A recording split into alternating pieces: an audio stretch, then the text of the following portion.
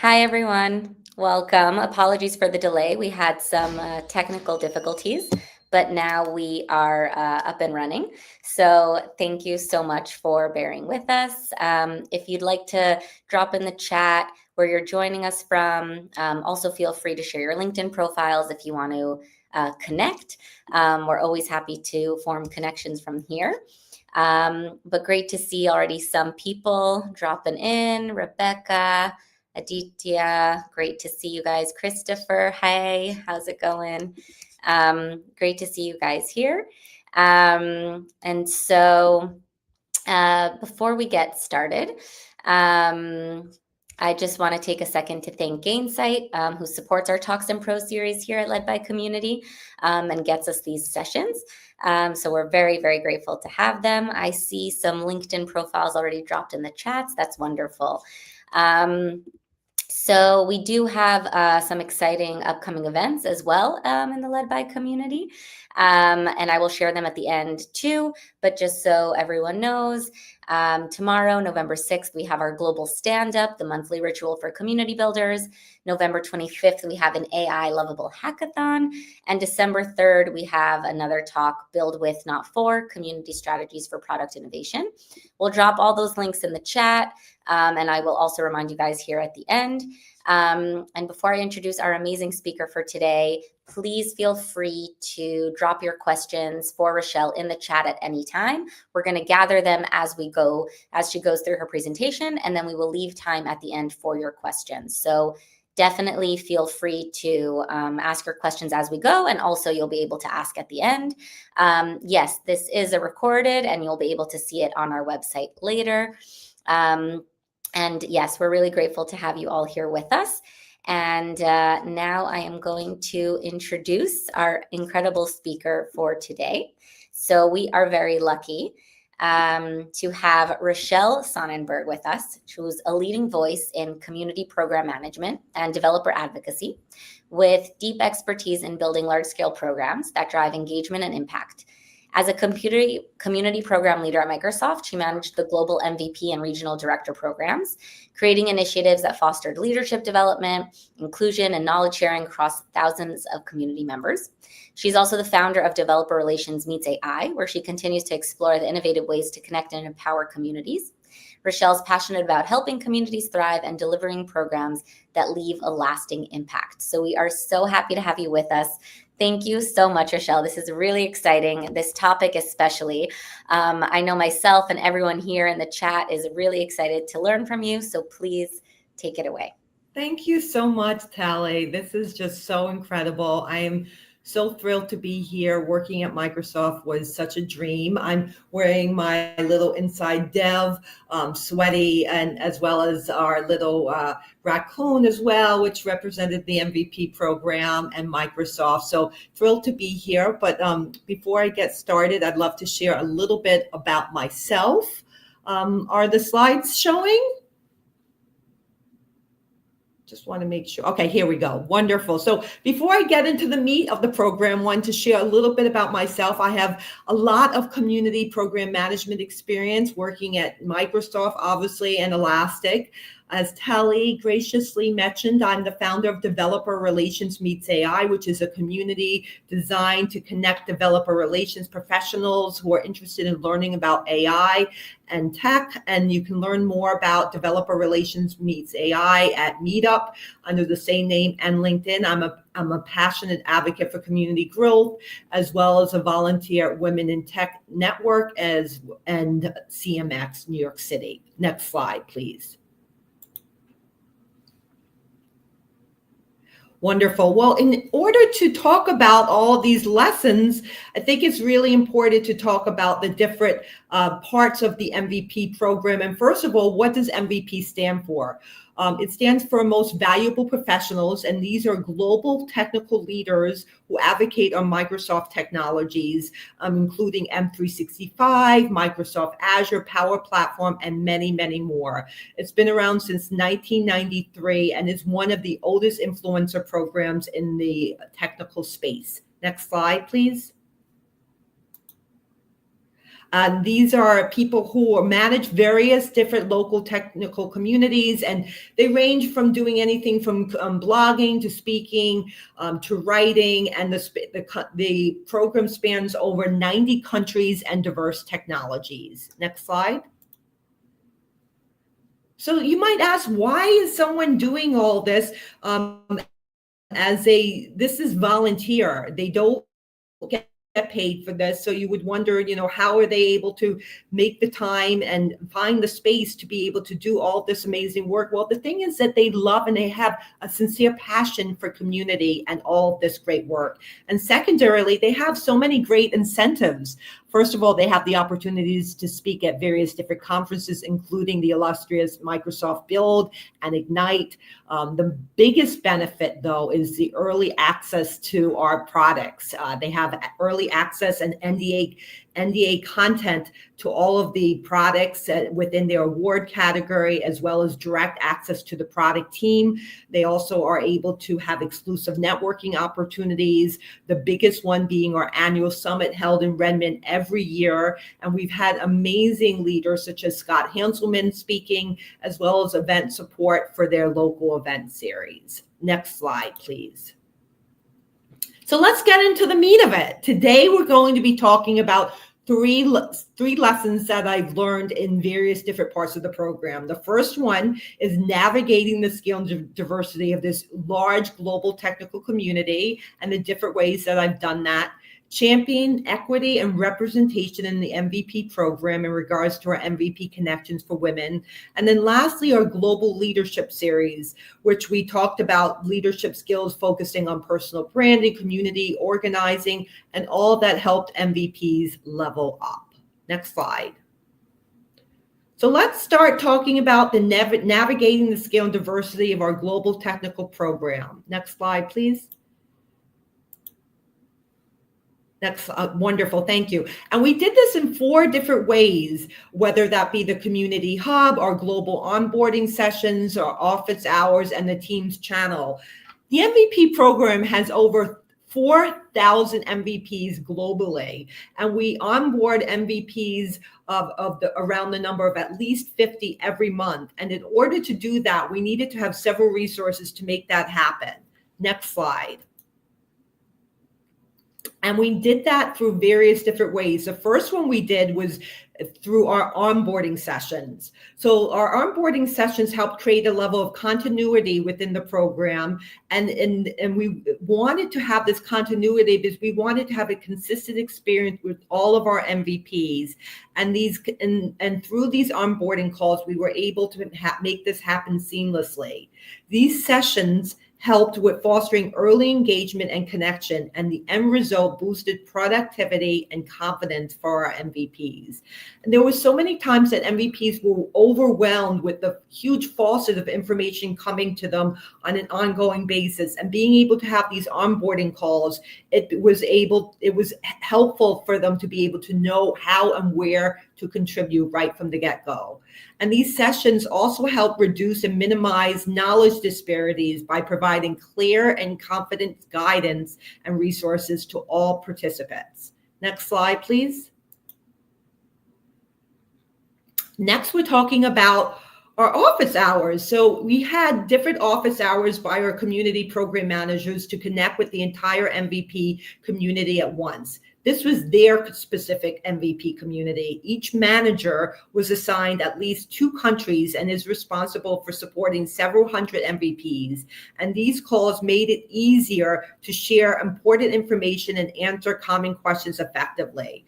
These sessions also enabled MVPs to interact and engage with one another, fostering collaboration and knowledge across the region.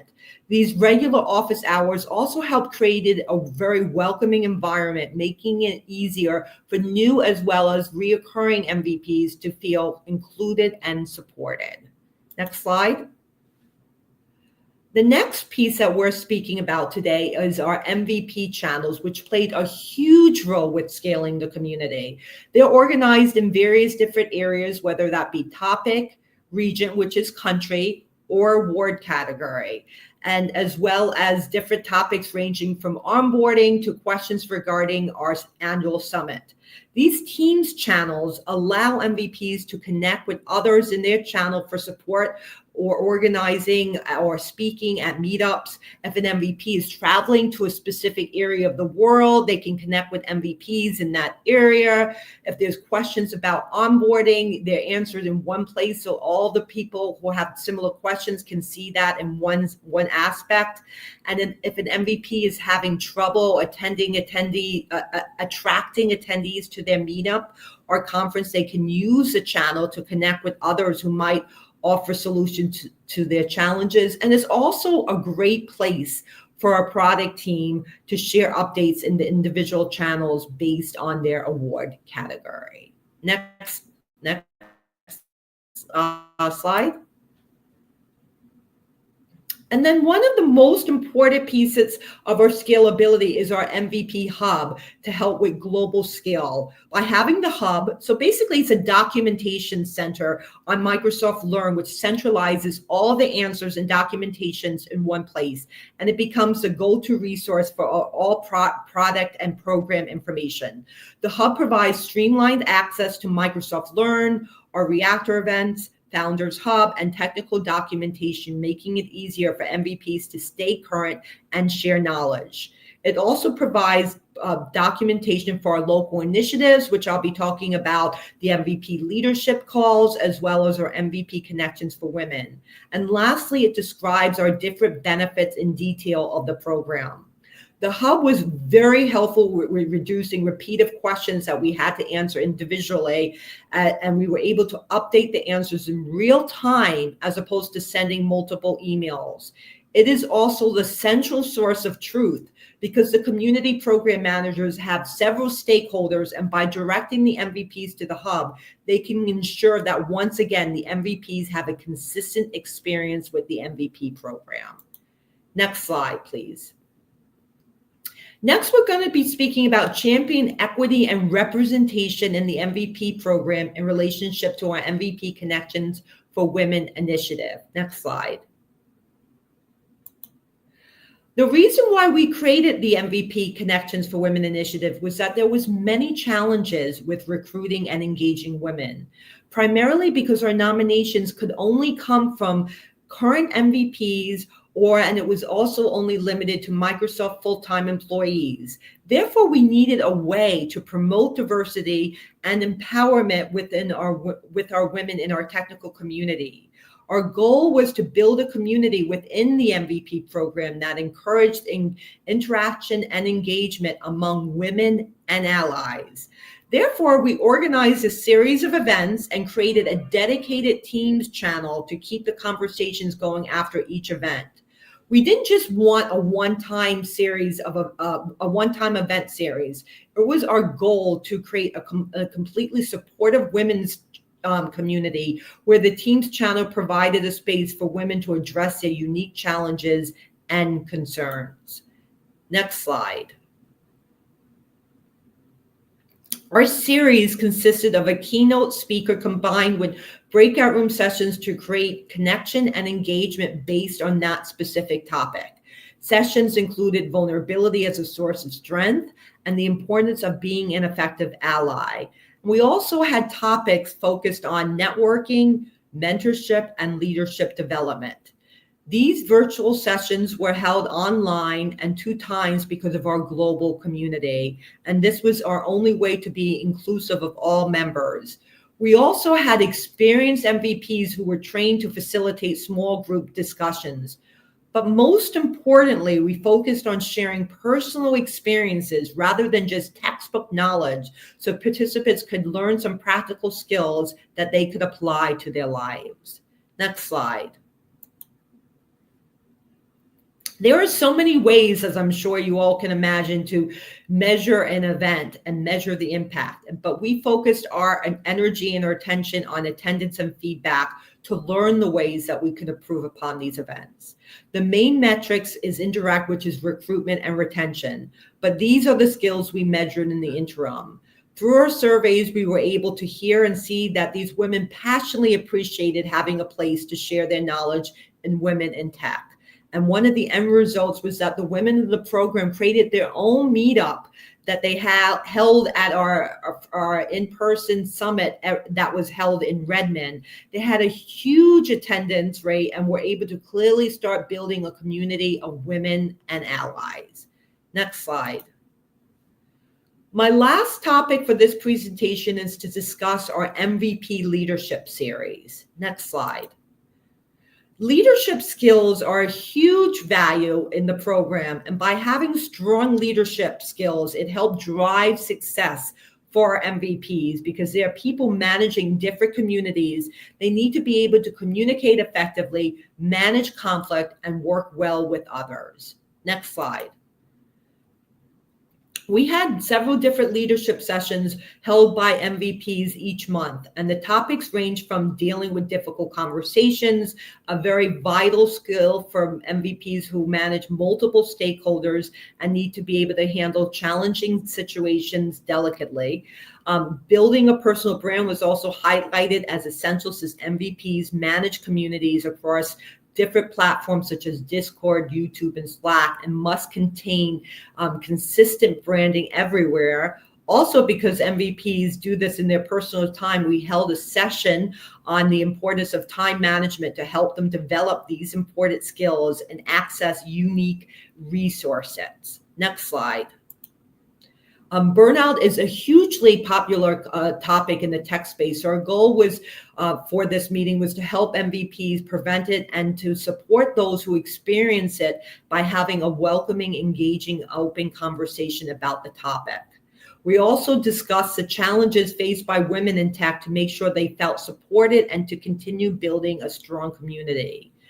Finally, our session on building and growing communities was valuable because it encouraged MVPs to approach things with a beginner mindset and learn new tools. These sessions not only provided great learning opportunities, but also helped MVPs discover knowledge among their peers and to continue the conversations long after the sessions completed. Next slide. So let's talk about how we grew this program. So it originally started in the Canadian American region as a response to COVID-19, but then we saw that this would be completely relevant to our entire global program. But in order to do so, we had to deal with some unique challenges. The sessions needed to be held twice to accommodate our different time zones. And in the beginning, my colleague and I would handpick the different sessions. However, we weren't able to do that when it expanded globally. So we did a call for papers to ensure that we were getting the best of the best, as well as we asked for recommendations from our colleagues. The format consisted of keynote presentations, a Q&A to allow for further collaboration and engagement with the speakers, as well as we wanted to continue promoting learning. So we made sure that the speakers gave a one-pager with tools and resources. I also wrote an article for our session for our MVP blog, which is open to the public, to highlight these sessions and share the MVP's insights with the broader public. Our ultimate goal was to have these in each country's languages to add a local flavor to that. And we did that by creating a playbook to ensure that could happen. We also did surveys to measure our impact, focus on attendance and sentiment. This feedback was important to us for us to learn about the topics that were the most interest to our MVPs and ones that were the most popular we would repeat for the next year. For instance, we had one of our more popular ones, which was Kat Norton, aka Miss Excel, speak about how she grew her new training business into 6 figures in a short amount of time. Next slide.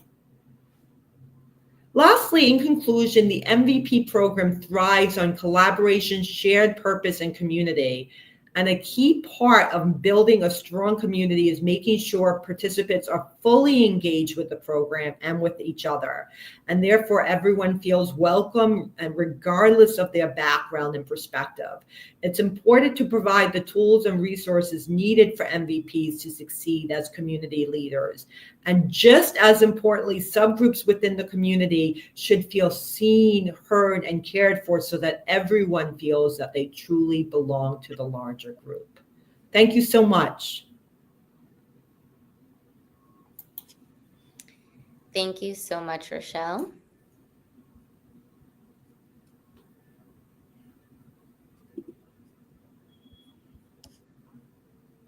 Happy to answer any questions that we may have. Yeah, Rochelle, can you hear me? Sure, yes. Thanks. Yes, okay, great. So yeah, thank you so much. We do have a few questions from the audience. Chris asked if you use Teams as a place that MVPs can connect. Yes, yeah, Teams was a great place, particularly for MVPs who didn't know one another. They're in different award categories. It's just very common to, as much as you don't like it, to have little niche groups and cliques because you all know one another. There's, the M365, the Power Platform. They just, especially the Excel group, everyone kind of just knows one another. So we always persuaded and encouraged MVPs to get outside their comfort zone and find different ways to collaborate with others outside their award category. Wonderful. Thank you, Christopher. And then Lauren asked, are these executive level members or more like senior tech individual contributors?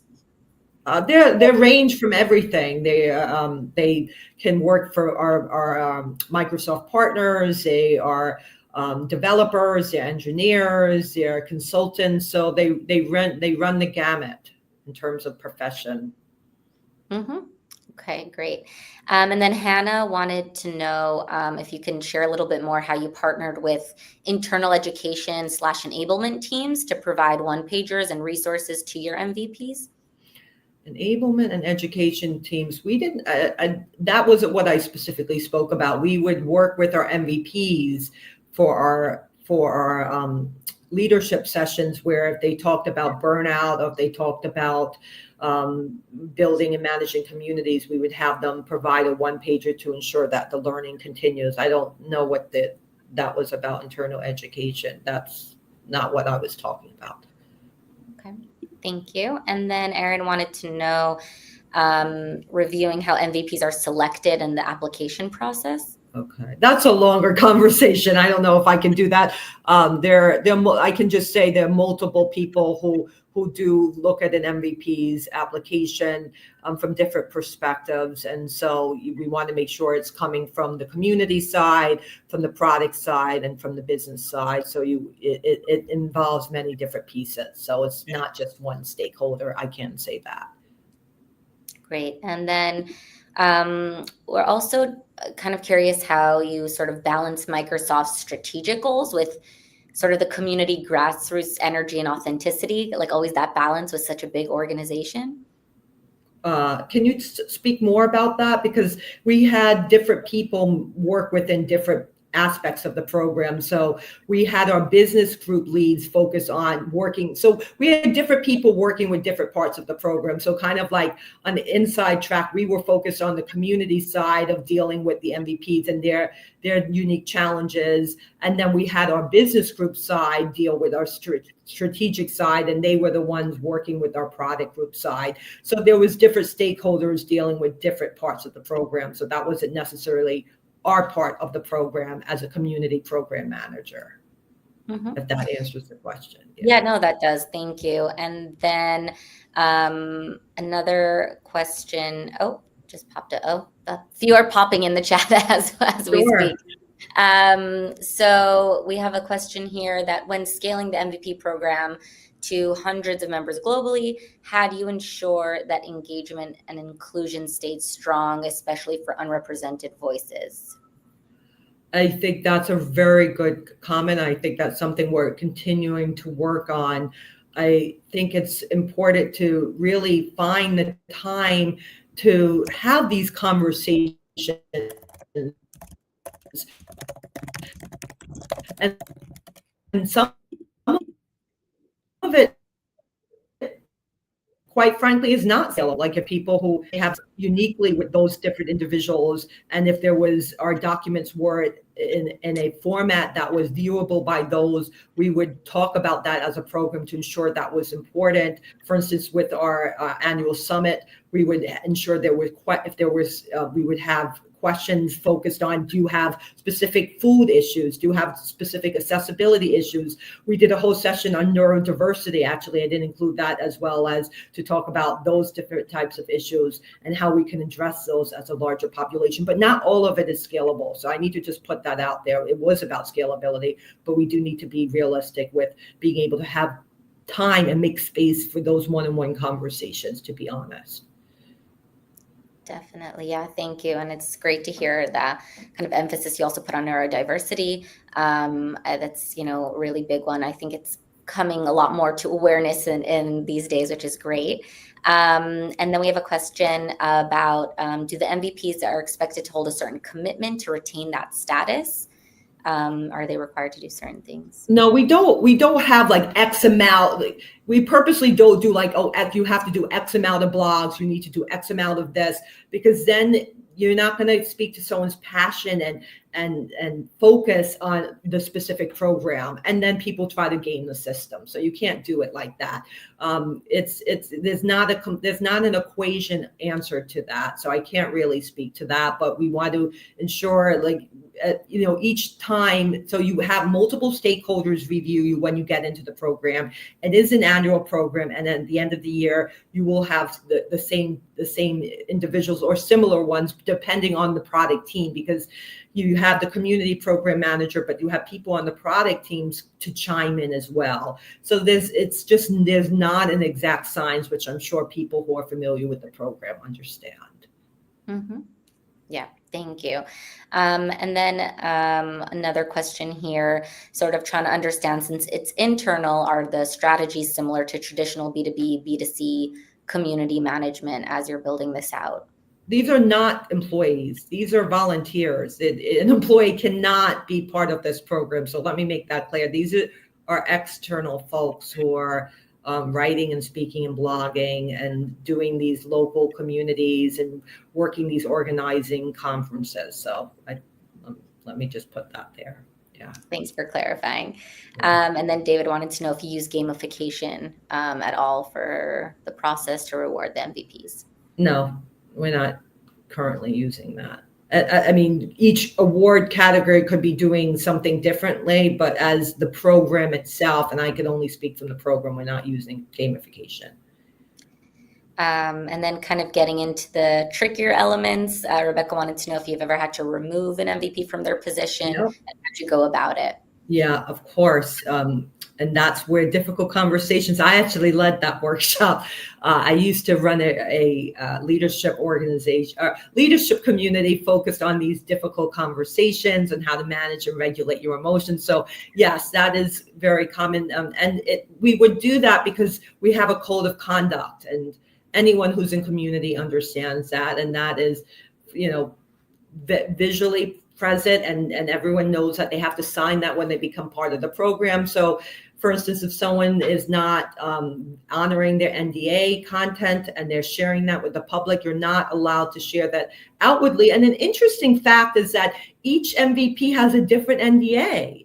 So you may think, oh, I'm an Azure MVP, and I shared my information on a channel that wasn't just for Azure MVPs. That is not honoring your NDA. So you really need to be hyper alert and making sure that you don't share that information. With our annual summit, at MVP Summit in Redmond, you cannot be sharing and taking pictures and sharing that with the public. We've made a huge point. So yeah, being a community program manager for over 6 years, it would be odd not to remove someone. And I would encourage, if you hear a community that never had to remove someone, doesn't mean that there's no situations. It means they're probably just going in through the cracks, and no one is necessarily acknowledged them. So beware of that.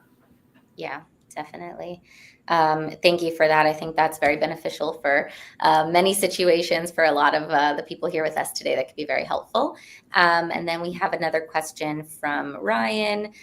He wanted a little bit more explanation about the awards categories, because he did think it had to do with gamification, but then you mentioned that there wasn't any. Sure.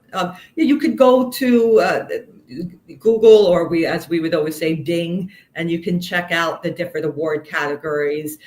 They're based on the different products. So you would have M365 for Microsoft Office Word. You would have Azure for those types of products, and then AI is pretty self-explanatory. So I believe at this point there are 12 award categories, but you would need to go on the site to see more of how they are categorized. But no, they're not. They're organized by product, not by gamification, Ryan. Thank you for that clarification. And in the chat, you're getting lots of thank yous for answering everyone's questions. No problem. More than happy to. Sometimes it's just like lifting the veil and saying like what actually goes on behind the scenes, because it is such a well-known and established program, and it has changed and iterated throughout the years. We changed our award categories. We've been obviously focusing a lot on AI now. And different award categories sometimes are more challenging to get into. So AI is very competitive. So I always say, just on the note of recruiting MVPs, you need to do where you find you are the most authentic and honest, because it's not sustainable. We've had MVPs who think they have to do the right things. They get into the program and then they focus on just checking the boxes, and they're not doing something that's making them feel alive. They're doing the shoulds, and shoulds are never a great thing, because it's not coming from your heart. And I tell that to myself. Reframe it to could. Oh, I could do this. It changes your mindset. Definitely. Yeah. Thank you so much, Rochelle. This was extremely insightful. I know, also based on all the engagement we had here from everyone today and the questions, this was wonderful. So we're really grateful for your time and for sharing your expertise. We've also dropped Rochelle's LinkedIn in the chat, so feel free to reach out and connect, as well as everyone who shared their profiles early on. Feel free to connect with each other. Join us at Led by Community. That link is in the chat as well. And again, really, thank you so much, Rochelle. Thank you for everyone who joined us here today. There's always so much more to learn, and it's just always great, connecting with our fellow community professionals and learning everyone's process and thoughts and ideas and how they approach these different programs and everything like that. So we're very grateful. Keep an eye out for our next Talks and Pros that's coming up. We'll also share all the upcoming events that I spoke about earlier on. And Rochelle, just so you know, I don't know if you're following, but in the chat, everyone is also writing, thank you. We loved it. This was great. Fabulous session. So lots of comments flowing into. Oh, you're so sweet. I'm not seeing the chat. So thank you so much, Sally. You're getting lots and lots of thank yous here. I speak for myself and for everyone in the chat as well to say this was wonderful. So we're grateful that you gave us your insights and your time. Thank you. Feel free to reach out to me. I believe the power of connection and community speaks more now than ever. So I would love to continue that conversation. And a huge thanks to Led by Community, Gainsight, Tally, and everyone behind the scenes in Francisco. I so appreciate this opportunity. I hope you all have a lovely day and keep building what you're building. We need it. So. Yes. Oh, that's a perfect note to end on. Thank you so much, Rochelle. And thanks, everyone. Enjoy your day, your morning, your evening, wherever you're joining us in the world. And we will see you at our next event. Thanks. Bye. Bye. Thank you.